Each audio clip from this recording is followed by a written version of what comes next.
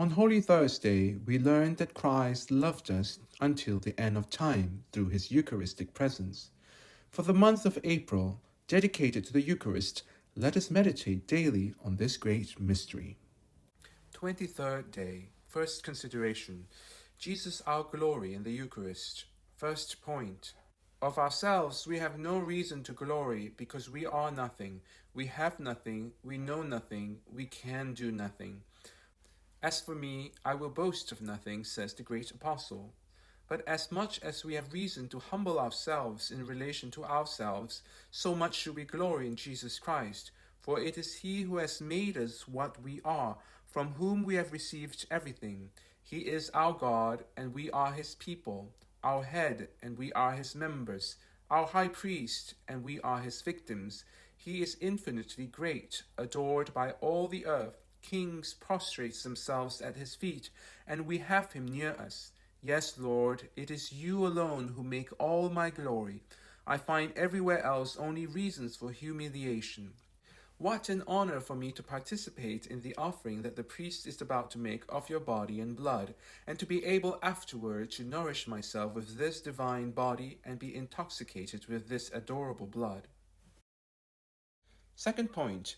Jesus Christ is not only our glory in the splendors of his divinity, in his shining virtues, in his miracles, in the defeat of his enemies, in his glorious mysteries, but also in the humiliations of his incarnation, in poverty, in the miseries to which he subjected himself, in the insults he received, in his sufferings, in the death on the cross that he endured for us.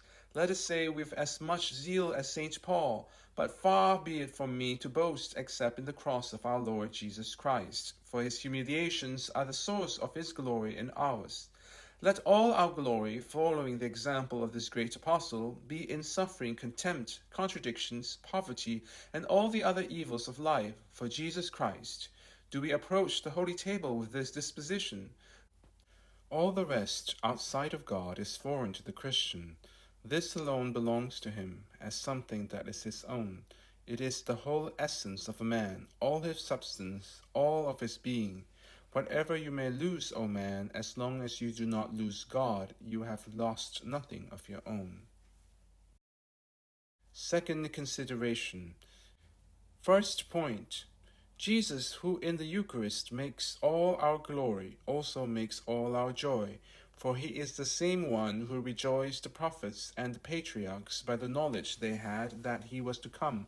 As Jesus Christ himself assures us, speaking to the Jews, your father Abraham rejoiced that he would see my day. He saw it and was glad.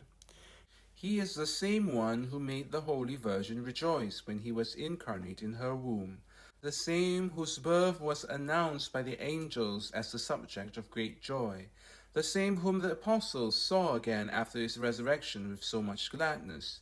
Enter therefore into this common joy, since you possess him. He delights in dwelling with you. Make yourself also happy to be with him.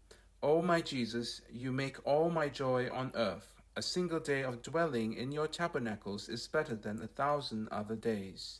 The joy of the world is deceitful, criminal, fragile. The joy you give us, my God, is always sincere, always holy, always solid. I will rejoice in you, and I will show my joy. Second point. Jesus in the Eucharist should also be the subject of our joy through the hope we have of possessing him in heaven. Rejoice in hope.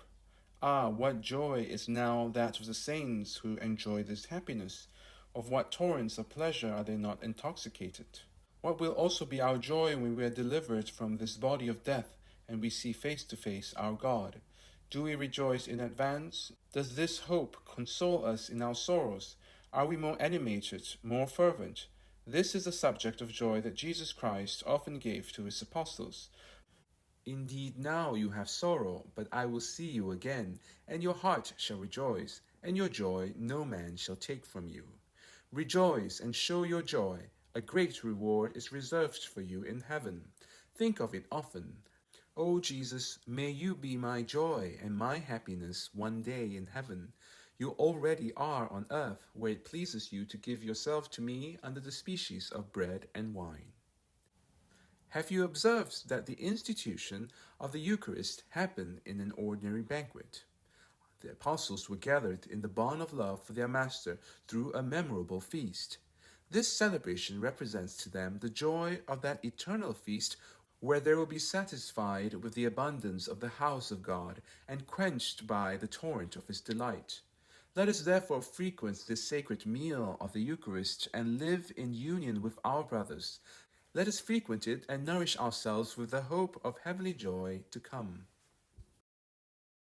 We hope that this Eucharistic consideration will help you receive our Lord more worthily. Please help us restore the Church of the Immaculate Mary in Belfast. Go to gofundme.com/restore-immaculate to donate. Thank you for your generosity.